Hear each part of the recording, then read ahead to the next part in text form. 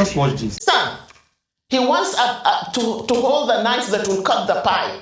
It's not about the country. It's about him, his ego, his corruption. It's all about that. His control, his material control and the psychological control of the people of this country, but particularly the people from the Southwest. I have heard him when we were in ACN saying that when he sleeps, the Southwest sleeps. And when he wakes up, the Southwest wakes up.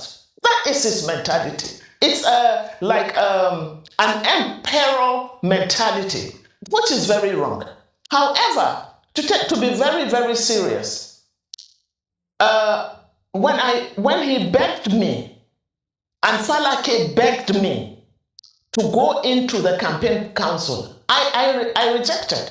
They know that. I didn't want to go into the campaign council, but they begged me. Tinubu, it's still ringing in my ear. In the name of Allah, Hajia, in the name of Allah, accept this appointment. I said, sir, I will not accept the appointment until you tell me what you have for us up north. He invited me to London. I went to London. I sat with him for 2 hours. Most of the time he was sleeping. I asked him what he had for us up north because we have extremely serious security problems. He told me that he didn't have anything. I said, sir, you mean that you want to be president and you don't even have a blueprint? He said he doesn't have a blueprint. He doesn't have a blueprint according to him because if I have a blueprint, I'm quoting him now, then I might, and because I will be stopping. Yeah, this is a very loud voice from the north. Mind you, this video was not made in this political dispensation. It is a video from 2022. The name of this woman is Aija Najatu Abubakar from the north. This is our opinion about Bola Ahmed Tinubu in 2022. She was appointed into the campaign organization of Tinubu 2022. She later decamped to join Atiku. This is what another Nigerian has to say. The reason I play this video is something strike me about this video. This is somebody's opinion before last election. It looks as if she's saying it for the present election. It looks as if all that she said 2022, they are very relevant in the present day Nigeria. That aspect of I visited Tinubu in London. Most of the 2 hours he was sleeping. He said he has no blueprints. I personally believed that aspect, that Tinubu, because in my own opinion, was very calculative in his first 2022 campaign election. He wasn't promising anything. Even with the light he promised, nothing to show for it today. He was just going to campaign from state to state, talking about people, not really talking about this is what I will do. Look at what this woman said. I don't have a blueprint. If I come up with a blueprint, I will step on toes. This is very true from that election cycle, and it is very true since 2023 till date. This is a man who is playing with the lives of Nigerians. You and I, we can see that in the area of insecurity, he is very careful. There are some persons he doesn't want to touch.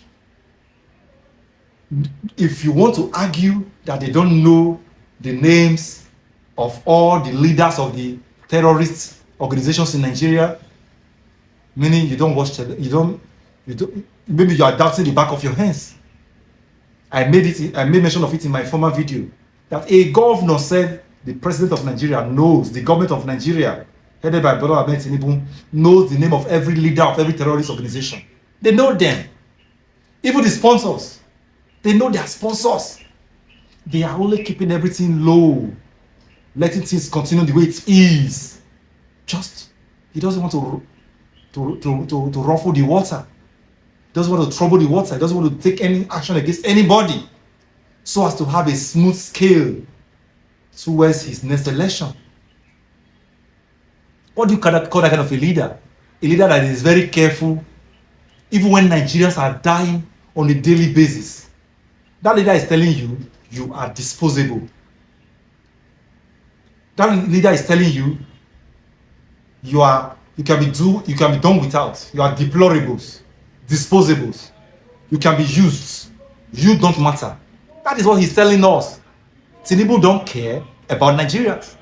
When the word he only cares about politics is mentioned, what we are saying is he is more concerned about the calculations that will give him the next election. Whether 5,000 Nigerians will die, that is none of his business. Whether your village will be ransacked by terrorists, it is none of his business. They are ready to sacrifice whatever it takes, whatever lives of Nigeria that it will take. They are ready to sacrifice it. Is that somebody you want to continue praising as your leader, as your Jagaban? That is the reason I decided to play this video. Maybe it will give you a picture of who we have upstairs. This woman said this about Tinubu 3 years ago.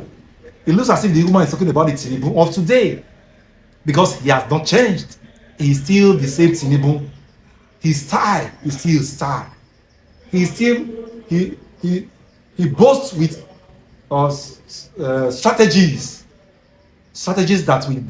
that will require some lives to perish, strategies that will require some people to go hungry, 100 and something millions of Nigerians impoverished.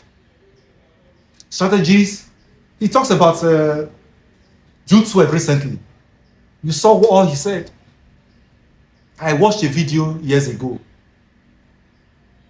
The late MKO is against anything IMF. But look at Tinubu today. Tinubu is a houseboy to IMF. He does whatever IMF wants done.